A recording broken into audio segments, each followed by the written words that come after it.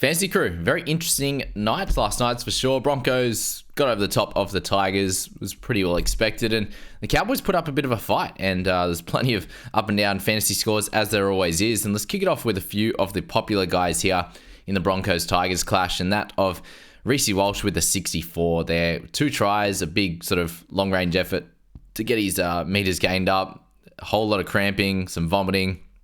What a game from Reece. He had it all, and he was the trade-in of the week. Obviously, if you weren't specifically looking at Origin and just looking at the best scorer in the wing fullback position at the best value, and that was Walsh for the week, and that worked out beautifully for those that grabbed him with that 64. Good stuff. Plenty across the board. Obviously, kick meters as well. Here's a big boot on him. I do think that the breeze was in favour of that side of the field, because I think Aiden Caesar in the second half ended up kicking one the same direction, and he didn't even look like he kicked it that hard, and it went about 60 on the fly. So there you go. That's that one. And big thank you. And yeah, to all of you guys that do join in for these weekendly videos, the daily ones there. It's really, really helpful for me. It's going to be so helpful for you as a fantasy coach as well, to really up your game, and obviously just getting the little nuances. And if you weren't able to catch every second of every game, then jump on here and listen to my thoughts, and that'll help you out with making your trades for each and every week. So thank you again for joining me here on these. And if you guys keep coming back, I'll obviously continue to do them. If I've got an audience, it's great. Bateman 60. All right, full 80 in the middle. That may have been expected. It was probably like a 40 to 50% chance, in my opinion, that he played 80 minutes, and he did it. And he played really well. Obviously, Appy went off. Don't know if that would have affected him too much, because Latu Fainu would have likely come on anyway at some point. I suppose the question would have been, would he have come on for Appy or someone else? And yeah, maybe that would have changed things. But anyway, full 80 for Bateman. Obviously, offloads in there. Couple to ground. He loves to just crab around and do his thing. 2 tackle breaks. I think that'll increase. They contained him fairly well, to be honest with you. And I think against lesser sides, he'll probably get a few more tackle breaks. And tackle numbers were great, obviously, with a team that didn't have the ball as much as so other games he might get 30 odd tackles. So just keep that in mind, but may get more attacking stats. 118 meters run. If you traded him in this week, awesome. He only goes up like 15 or so K. Just a tick over his break even, not too crazy there. And that was the thing. You could have waited a week, obviously, on him, on Fainu as well. They both didn't have massively low break evens. But anyway, that's Bateman. I suppose for myself, and if I was looking to buy him, he needs to be named a 13 next week, and they need to try and make it a regular thing. Because if that's the case, we will get dual position from him in the mids, and I think that's where he's going to be really, really important. If he can get 80 minutes in the middle, then he is someone that I think a lot of people are going to want to have. And me changing in the head-to-head team from Blore to Bateman, Bateman to Blore, a little bit annoying. 12 points, nothing crazy, but it does look like Bateman, if this is the 80-minute role, then he will outscore Blore in that scenario. But 20K more expensive, you can add that into it as well. Reynolds 59 for him in his return game, 5 goals, 2 try assists. Limped off with cramps as well. NRL Physio thinks for both him and Walsh, it was just really debilitating cramps, where like Reynolds couldn't even bend his leg at all. He just had it was just stiff. So he's had a few weeks off, obviously, and then Walshy just doing Walshy things. He seems to have a lot of trouble with his insides. He salts his he vomits a lot. There's a lot that goes on in Walshy's bod. Getting the Ferrari to full speed, it causes some issues apparently internally. But both seem like they'll be fine, which is good. And same to that of Appy. Sounds like it was when he got picked up and dumped in a tackle where he ended up losing the ball. And that caused him to have the back issues. It sounds like a bit nervy. They think that it'll be fine for next week. But yeah, a lot of pain coming out of that one. Carrigan, he was a 50 overnight, I believe. 50-51. Went back up to a 56. That was good from him. Got the early mark there, 62 minutes straight. And they were up by a long way. Didn't need to play him anymore. In a close game, I imagine he would have continued playing. But he's played 80 pretty much, except for last week. He got a bit of an early mark too, but 65, 62 the last 2. But outside of that, he'll be an 80 guy if the team needs it. So he's building into the Isaiah Yeo type, just with more runs, to be honest. On a general basis, he seems to be up 150 to 220 more than what Isaiah does. But I think Yo usually makes a few more tackles, to be honest, is how it works with that one. But yeah, Carrigan 56, you love that. With Haas coming back, I do think that there will be more chances for him to have a little bit more of a rest. But in this game, it did seem to affect the lower minute guys, the more benchy guys, which we'll discuss when they come up. But Carrigan, he seems like someone you can just hold all the way through the buys. But with Haas back, we know that he doesn't score as well. So that's something to note there. He's obviously got up to 850 odd K. Be even more after this week there with a 56 after he's 56. Yeah, be similar actually. Won't go up too much after his 70 odd last week. But he's someone that you can move on come closer to Origin because he'll miss a bunch of games for sure. Or you just hold him for the rest of the year. I do think him at the price now, I don't think he'll hit that on a regular basis. Galvin, how good is he? Man, 18 years old, another game against a great team with Walshes and these types of guys in it to go no misses again. He's missed like 2 tackles in 5 games. It's absolutely incredible. And he deserves to be, he deserves to be a starter in everyone's team. And 37.6, it should be 100, and it's not. But across the board, 1 try assist, offload in there, running, kicking a ball a bit, good stuff. From him, outscored Payne Haas, which is shows exactly where today's at. He outscored Cleary, a lot of people. Cotter, the GOAT. But yeah, Payne Haas, 54. Oh man, that try was incredible. He's a special human, this bloke. 28 tackles, 0 misses, 1 error in there. What are you doing, Payne? What are you doing? An inside 10 as well. But an easy welcome back from him. 51 minutes. He'll get more of them in closer games. But I don't think he's someone we want to target coming up to the bye period. But he did look great. There was no issues with his performance there coming back from his injury. Stagsy with a 50. Up and down scores this year. Jesse Arthurs, if you hold on, did really, really well with a 48. So good stuff there. Whether you played him or looped him or whatever else, you might have had to play him in win fullback center. I think he's super important against some of the lower level teams, that's for sure. I think they've got an all right matchup next week. No, Roosters next week. So see how that one goes. Probably doesn't score well next week, but this was the one to play him. Stainsy, 47, 2 tries. There you go. Not relevant to talk about.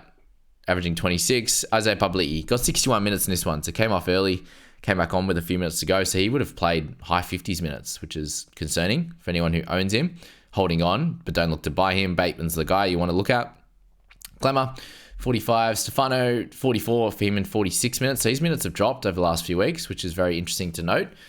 With Bateman playing 80 in the middle now, and you've got sort of Finu playing the full game outside of the sin bin. You've got Isaiah Publici. He lost a few minutes on the other side, but maybe there isn't 50 plus minutes for Stefano anymore. And it was a bit of a first month or so effort, and he drops back now because that's 2 in a row that he's gone a little bit lower. I think 46 or 48 minutes last week, so a little bit concerning. But hold on, don't look to buy him and see what happens. Aiden Caesar, 42, decent score from him. He's done all right this season, hasn't he? Sorry, guys. And then we've got Mariner, 42 with his one. God, he could not hold the ball for Walsh, could he? Anyone else, he can get a try, but he wouldn't hold it for Walsh. Except for the end. I think he got one at the end that helped out, I think, anyway. Hetherington, 40. Very solid for him. Big minutes. What about the 58 straight from him? So he came on, in the first half and then just went and went and went. So, interesting how that worked out. I was, following Willison, given I played him in Supercoach, and, it was a weird one, that's for sure. Alamalo. So he ended up with 3 turnover tackles and a try saver. So just note that, guys. That's 17 points there in that one to pop him up from a 22 to a 39. But he looked good. 134 meters. He went fairly unnoticed to anyone who wasn't looking at him.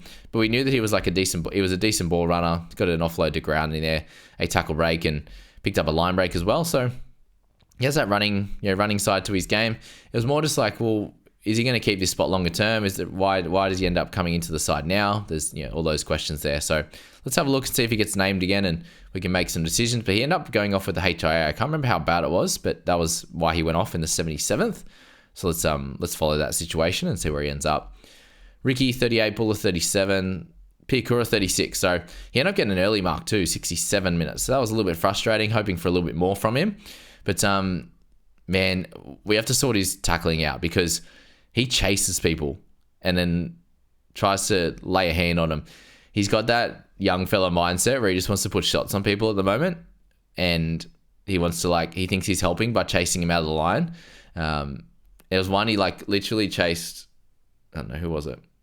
Galvin, I think. Galvin had on the right-hand side where Picor is, and then Galvin started running directly left, doing a Bateman. And Picor chased him from all the way on his side to about halfway, and then went, okay, I'll stop. They gave him a missed tackle for it at the time, and I was like, surely not. He didn't lay a hand on him. They took it off, thank goodness, but yeah, not ideal on that front. Anyway, end up at a 36. When he runs the footy, he is incredible. He's got a cracking left foot step. I think he's only got a left foot step, but anyway, I haven't seen the right yet. But a lovely whole run. That's the big thing with him. He runs terrific line and got the offload line break assist, try assist in there, which was great. So ran the footy for 107. We'll take that. Tackle numbers were pretty low. It was fairly low across the board. Obviously for the Broncos guys, he had Ricky with 35 playing the full 80 there. Hetherington 32 through the middle in 58 minutes, which is fairly low, and Carrigan 33 in his 62-minute effort. So low across the board, bit higher in the Tigers side, obviously. So keep that in mind. That 15 tackles will be higher in other weeks, but I'm worried a little bit about the missed tackles. But again, he's priced at 360. So anything 30 odd, 40 odd is we're taking that, and he has massive attacking potential. So he'll score tries some weeks, and he'll go well. Anyway, that's that on him. Smoothie, 48 minutes in this one. Wilson, 34 minutes for 36. So really good efforts with him out there. But Kobe Hetherington getting 58 minutes. You'd want Willison to be closer to 40. Drop Hetherington down a bit would be great. But yeah, it wasn't to be on that front. But still take the 36. You would have played him, hopefully. Jensen, 28 in that one. Yeah, if you're still owning him, he's on the sell list now because Haas is back. He's a definite. Samuel Fino. So yeah, unlucky for the young kid, but also like you had to have seen Corey Oates catch it behind the sticks, 5 meters at least in the in goal line, to then just tackle him. Yeah, played to the whistle, but there was a whistle, unfortunately, Samuela. But on the positive side of things, he looked really good. Like, he didn't get a tackle break, but when he ran the footy, he looked really damaging. And there was a few times they just held on tight for dear life and kept him from making a tackle break. And there was a few times he was close to a line break as well. Again, no tackle breaks in that, which is a wild thing, and no offloads in that. Obviously, you'd hope for a few more run meters. He got 70 minutes, which means he's likely to play the full 80. I said it when he went off for the bin. I was like, well, I think that definitely means he'll play the rest of the game. We'll have to work it out from here, what's going to happen with him. And the minutes, I think we can hold off now on buying him next week. And if you grabbed on this week, it's not the worst in the world, 28 at his price point. Obviously, if a lower break even, not going to have any issues on that front. But yeah, that's Samuel up for now. Don't buy next week, I don't think. Watch him. We've got other pressing buys at this point. So yeah, look to that then. And if you hold, he should be fine. He looked pretty good. Coruscant. Sorry guys, got a bit of a cough at the moment, so voice sounds a bit off. 23 in this one. Keep my water handy. Man, this is a tough game. So I owned him in Supercoach, and he went over for that try, and I was happy days. He went up to like 60 in Supercoach, and then he ends up at 36. So that was disgusting. It would have been 60 in the 30th minute. And I was like, oh, we're on here. And then he ends up with 36 and gets a back injury. You're like, what is going on? And if you're an owner here in fantasy, you're absolutely spewing. Because, yeah, he ended up building up his missed tackles there. And he didn't have that many early. Built them up especially in the second half. He'd kind of get a couple of points, then get a missed tackle or two. Not good on that front. So 2 errors, obviously one where he got back slammed as well. Ran the footy a bit better this week, which is good. But again, now he's got injured. Does he do that next week? So 23, it's super unlucky. This is when fantasy gets unlucky. It's solely in this standpoint, because he was doing well, looking like he was going to be, he was like 21 in 23 minutes. He was having a great time, and then just all went downhill from there. So sorry to hear that for fantasy owners, but I'm double dosed in Supercoach, so I feel your pain. That's for sure. But yeah, what do you do with him next week? If he plays, you can hold on. I understand if you want to just yeet him to the moon, for sure. And then Fletcher Baker only got 18 minutes in this one. You had Oates with 8, Olam 7, Latufino with 2 in 24 minutes. Not good across the board. And then 12 for those who are asking if he's an option, down to 34 minutes in this one. So a bit low on that front. And just before we move to the next one, I wanted to show you where we're at. Top 1,000, guys, is what this really follows. Yet another fantasy stats site. So jump on, have a look. It tells you where the top 1,000 is at based on how many players have been used. And if they've used their captain or not is the top bit. Non-captain is the bottom score. So have a look at that yourself. Pause the video if you want to have a look. Average points, first player used. Obviously, yeah, similar thing on that front. And moving on to the next bit, obviously captains, it shows you that. If it shows Fogarty is 15.6% captain, that means that they've traded Fogarty out in the same position for Nico Hines. So in the top 1,000, it looks like Nico's going to be about 65% captained, which is pretty big. And that I don't think that accounts for a trade being used yet. So it says that 29% have used 3 trades, 43% 2, and then et cetera, et cetera. Obviously, it shows you the players remaining. So if you're sitting around the 5 or 6 players remaining, then you're going to make good ranks today. You would have noticed that you've probably gone down a fair bit. Like myself, I've more than doubled my ranking with 6 players left and a captain. So keep that in mind. Yeah, there you go. 16 players don't have a full 17. So, sorry. 7% of teams don't have a full 17, but that might change if the Fogarty situation rounds out. And obviously, a popular trade-ins this week. Reece Walsh at 234 is massive. Cleary at 219 is massive. And then some lower ones. Anything under 100, under 10% brought in from the top 1,000. So nothing crazy, but still plenty of players to play today in the Brayleys, the Armstrongs, Weeks, Hines, and the like there. So wish all those guys the best of luck. And yeah, there you go. Let's move on to the second game of the night there. And it was the Cows up against the Panthers. And 21 tackle break to... Oh, wow. What a ridiculous performance that was last night for him. 227 run meters. The Cowboys couldn't tackle him. For someone so little, he packs the biggest punch, seriously. It's incredible what he can do. 77 for him in this one. With the try, 2 line breaks there. Taylor May still can't get the ball, hey? Still can't get the ball. Hilarious. Not. Jeremiah Nanai, 71 for him. Got the try, got 2 line breaks, 7 tackle breaks, did great things, ran great lines, and he looks better and better this year than he did last year for sure, which is 100% needed because he was pretty poor last year. Still averaging 46. It's not not crazy, but he'll make some money off that. Edwards 58. That was another good game from him. A very soft try that he ended up with for the 58. But just continues to show why he's the premier wing fullback at the moment. And if he doesn't play Origin, does he keep doing it? That's the question. Can't believe he fell off a cliff last year. He must have been carrying an injury for sure. Tamalolo, 58. Welcome back, big fella. 46 minutes and a couple offloads, tackle breaks. He's back, I hope, because he looked great last night off the bench. And 46 minutes straight, so he got his 20 odd in the first half, 20 odd in the second. Did good things, that's for sure. Alamotti, so Taruva, some chatter around a knee injury, but I really think that he's been dropped because he signed elsewhere. I don't know. It's not something that the Panthers normally do, but yeah, we'll see what's happening there. But when you've got Alamotti as a replacement, he's so good. Obviously, he had a runaway try from near halfway, picked him up, so try and some 50 meters gain or something like that. But he still would have been a 40 odd without the try.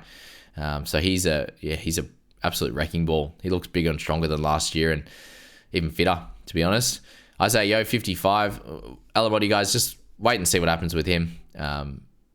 I think if you can get another game out of him, and we know that the spot's his, then we can look at him. But outside of that, it's a hit and miss scenario as to if he's going to be there.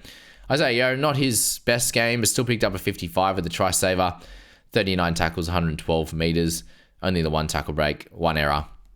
So overall, nothing crazy from Isaiah. He will have better games for sure, but still 55. You'll take it. You'd hope for more, but it is what it is. You'd hope both for more. Finafuriaki, he produced his best game of the year against the Panthers. Hilarious how that works. Same with Tommy Turbo, hey? There you go. Kulakefu, 1 try, 25 tackles, 4 tackle breaks, a terrific line run that was, and he's actually getting involved in running the footy. You wouldn't believe it. He's gone over 100 meters a couple of times now. A great score from him. Unfortunately, he might lose his spot back to Lukey or Finnair starts and Lukey comes off the bench, which does mean lesser minutes, most likely, but very happy to get a big score out of him in round 8 in his last potential game in a starting 80-minute jersey. Townsend, 53. That was cool from him. Again, he's had a pretty good year, 45 fantasy average anyway. The big news here, what we're here for is Cleary, right? So you end up with 50. They took a few stats away from him overnight. You end up with, 14 in negatives, 105 meters run. And again, he hardly ran the footy himself, but it's those run meters that he gets running the ball to the line and short balling that he does so regularly, that they get a lot of those meters. Because I think in Supercoach, they got him down as, what they are, 4 runs, I think, actually, where he engaged the defense and hit the defense. So there you go. 105 meters fantasy. That shows the difference, obviously, between the two, but they don't get kick meters. So there you go. So that's where like the halves are really OP here in fantasy. They don't get kick meters in Supercoach, and they don't get those extra run to the line meters that you do get in here in fantasy. So 24 points across the board. People are like, oh, how do you get 50? You had a pretty average game. 24 points there. 23 in tackles, right? There's almost 50. You had 15 in goals and a try assist, and then you take the negatives, right? So 50 for him. It's still a terribly low score. This is the warm-up game for Cleary. Next week against South is where he's going to bang. He's going to go so good. And I'm worried if I'm going to be a non-owner, if that's the decision I decide to go for, that's what's going to happen. He's going to go absolutely banging. So warm-up game for him, similar to that of Hines last week with his 53 when I bought him. That's the Cleary 50, but super frustrating. If you held him this whole time, obviously if you bought him this week, then you're super frustrated as well. Not ideal at all, but that's fantasy apparently.